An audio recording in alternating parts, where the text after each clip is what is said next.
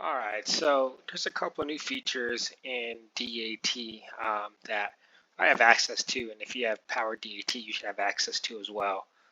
So I just kind of wanted to go over it and show you how you can use it as a dispatcher or as a carrier to make sure you're finding the best loads and staying in the best markets and having some tools to negotiate.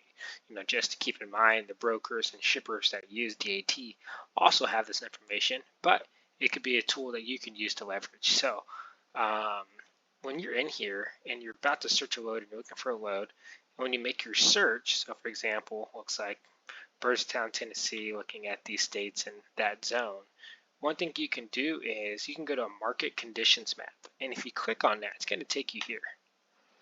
Okay, and it's going to give you market conditions. And you can look at the market conditions in a certain area, inbound and outbound, by equipment. Okay, there's rate casts, all types of things you can do here by market, and it'll show you, give you an idea. So, for example, if I want to look at outbound Los Angeles market yesterday, prior business day, okay, so I can have an idea of what it's going to look like when I get my truck in there tomorrow or something. I can look at right now, it's a plus 100, very tight capacity. It's red, right, to show you that. And what that is, it shows you that the load to truck ratio is 7.3. So there's 5,602 loads for every truck. That means the demand for the truck is very high. Okay, so that is outbound LA. Now, because of this, my assumption is that inbound LA is going to be a very loose market, right? If people know that this capacity is tight, they're trying to get there to get the good rate. So let's see if I'm right. Yeah, it's a pretty loose market, right? So the same market is going to be loose. It's going to be almost twice, right? The other way, almost 2 loads for every truck. Wait.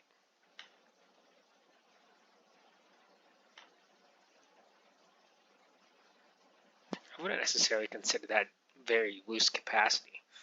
Am I doing that math wrong?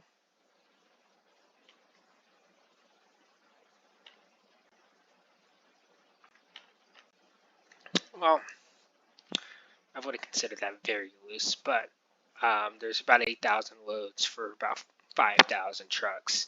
Sorry, I had to go back and look at that again, make sure I was doing the math correctly. So that's one thing you can do is, and so for example, let's just say you've got a load and you're on the phone with the broker to say I've got a load going from Los Angeles to, let's say, well, St. Louis. Okay, and I want to see what that looks like. Okay, so outbound Los Angeles and outbound St. Louis. What does it look like? Okay, so right now it shows that the capacity in 1.5 load to truck ratio there. So I know that I'm going from a pretty good market to a fairly average market. So I should have the upper hand in negotiations, right? And just have that in the back of my mind to know that I have some opportunity to, I shouldn't say dictate the rate, but stick firm with the rate that I think, is fair for this lane. Now, if it's the other way around, you're going from the other way, you might not be able to use that, but you can look at this tool and play around with it. Look at it from the prior 30 days, current day. What does it look like today? Wow, very tight capacity out of there. You want to look at it for flatbed, moderately tight. You want to look at it for reefer,